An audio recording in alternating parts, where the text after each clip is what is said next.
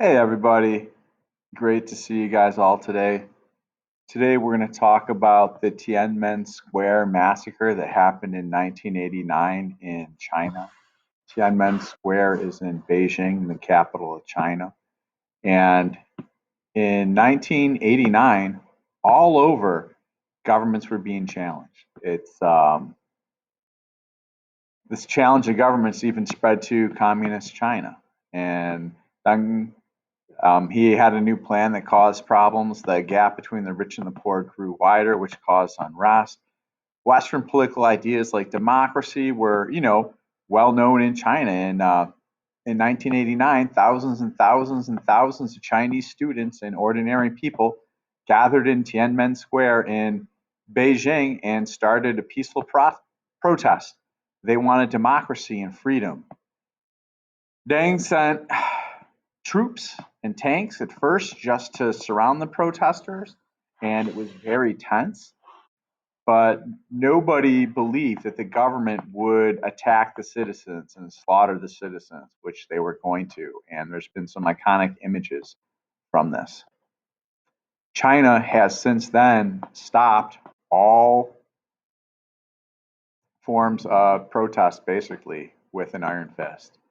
So here's a photo of Tiananmen Square.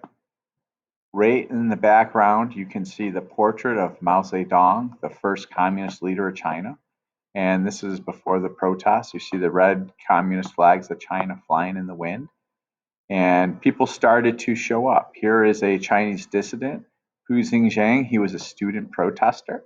And in 1989, he went there and on his shirt, he painted the words, "We want freedom of newspapers, freedom of associations, and also to support the World Economic Herald and support those journalists." And that was a big thing. Freedom of the press was not allowed in China. And more people started to show up. And soon, hundreds of thousands of protesters showed up. And here's a picture.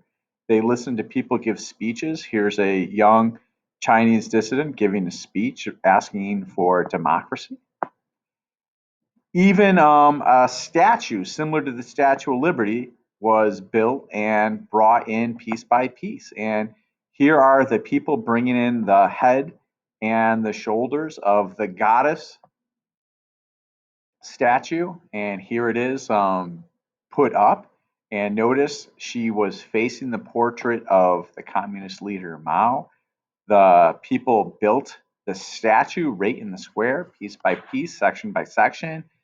And the Chinese government was getting very nervous.